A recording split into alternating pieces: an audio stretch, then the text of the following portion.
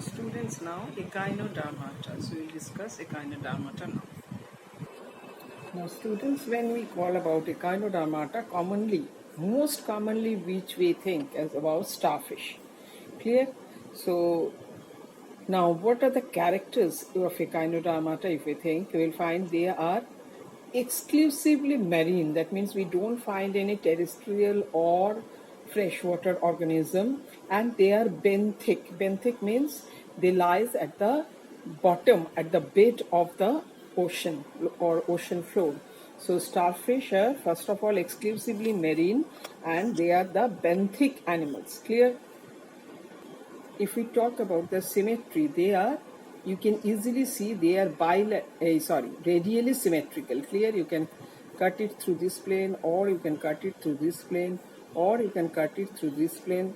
Clear? Or you can cut it through this plane with two equal halves. So they are radially symmetrical body, though their larvae are bilaterally symmetrical. Adult are radially symmetrical, but the larval stage is bilaterally symmetrical. Mostly they have a pentamerous form. That means you can see here 5 arms. So this pentamerous form is very common in this group, in this phylum. And next, if we think that they are triploblastic, clear, that means 3 germinal layer, ectoderm, mesoderm and endoderm. They have organ system level of organization, that is digestive system and all. So that is very common with all the other phylum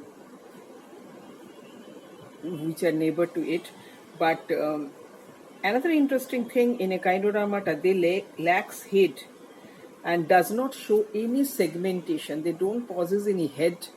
You can see here there is no head and does not show any segmentation, which we have already seen in annelids or insect. The body is segmented body, but there is no segmentation and head is also absent. So that is very interesting for this group. And appendages. Now, what they have soft refractable tube feet. You can see here. So if you go on for the internal structure of this arm, you will find this. There are underside of this arm contains this small balloon-like structures which are called tube feet. Clear? And this tube feet is mainly for locomotion as well as for feeding. Now, how this tube feet is acting, we will discuss. Clear? But they are mainly meant for locomotion, feeding, etc. Now, if we go on for the body wall, we will find what we will find. We will find that they have consist of single layered epidermis, which is ciliated, clear over the dermis, and they have mesodermal endoskeleton. So these are we know that echinodermata means spiny skinned animals. The skin contains small spines. Actually, these spines are not on the surface. They are actually mesodermal. That means before, under this epidermis, they have the mesodermal, where from the spines, and the spines eject out from this epidermis small structures, calcareous small structures eject out from this epidermis, which seems to be the spines. Clear? So calcareous outgrowth are present in the mesodermal region, which ejects out from the epidermis and seems to be the spines, look like the spines. And they have often fork-like pores called pedicellae, which project out of the skin and keep their body mainly clear from debris. Now, body cavity, they are coelomate. They have true coelom, clear, lined by ciliated peritoneum, and they have one most interesting thing in the echinodermata is the water vascular system. Now they have water vascular system. Now what they have in water vascular system, if we cut the body of this starfish horizontally, clear, that means you can see, just you are cutting the upper surface and you can see the whole thing, internal structures here. So what we will see that the center round structures, and therefrom the 5 arms are radiating. Now, if we go on for the water vascular system, mind that children, this is the very unique feature of echinoderms. This is presence of water vascular system. Now what they have? So they have, first of all, there is an opening on the arboreal surface. Now that is another very important thing. In starfish, layer when remain or move in the ground, their mouth in the lower surface and anus on the upper surface. So according to the presence of mouth, the lower surface we called it oral surface and the upper surface we called in arboreal surface. The arboreal surface contains two openings. One is the anus and another is this small opening called madreporite. Clear? The madreporite, actually this is an opening from which there is a small tube called stone tube which ultimately goes into a central canal. Here you can see here circular canal. Here if you, there will be a circular canal. So you can see here this is the circular canal and this circular canal is attached with the radiating canals on the 5 arms. So circular canal is attached with the radiating canals in 5 arms. So what happens, water and these radiating canals, you can see here pair of balloon like structure on each part of the radiating canal. Clear? On each radiating canal there are numerous pair of balloon like structures throughout the arm in the radiating canal, which are the tube feet. Now water enters through this madreporite and then they goes into the central canal, where from they moves into the radiating canal and thus the circulates. Clear? The mouth is present on the this lower surface and this radiating canal, the water enters into the radiating canal and therefrom this by diffusion they takes the required material and finally after that this water is released by a force through this tube fit. Clear? So water is released through by a force from this tube fit. Now, so this array of radiating canals and this tube fit is called water vascular system or ambulacral system. Clear? This is called ambulacral system and where the water enters through this madreporite. And how their mouth is on the lower surface and anus is on the upper surface. Clear? And that is the mouth, the surface on which mouth is there is called oral surface and the upper surface where there is anus is called arboreal surface. They are mainly carnivores.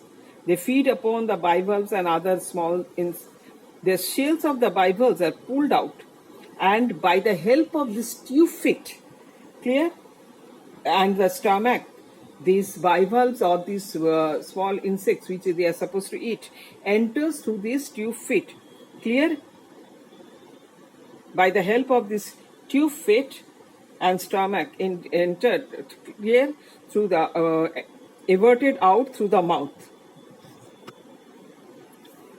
So they are, the tube fit helps in the sucking this food into the mouth. Clear? So mouth to enter the food into the mouth and the prey is, and before it is consumed the prey is digested obviously. And respiration, their dermal gills are there and sometimes the tube feet is also there who helps in respiration. Some dermal gills, small gills are there, minute gills are there and tube feet is there and sometimes respiratory tree is also present which helps in respiration. Circulation is open time, that means blood never comes within the, remains, does not confined in the tubes. Clear? So it is the open type of circular system and it is the hemal system. Heart is absent. Now you see that a major organ, brain, heart is also absent here. Blood does not contain any respiratory pigment and actually the circulatory system does not have any role in the gaseous transport, so blood does not contain any respiratory pigment. excretion is through an well-developed excretory organ is absent, but and they are nitrogenous wastes are diffused to the body surface mainly. Nervous system, they have a circumoral ring.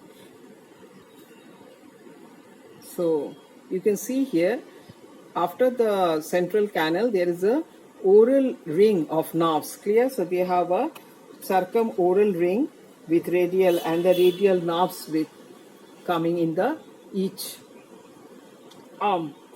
Now reproduction, they are obviously they have sexual reproduction, but there is no sexual dimorphism. That means you cannot recognize, there is no such criteria for recognition of there is no particular structures where from you can recognize whether it is a male or female. So there is no sexual dimorphism. Fertilization is external. That means eggs and sperms are laid out externally, and they get fertilized. And the development is indirect. That means they have a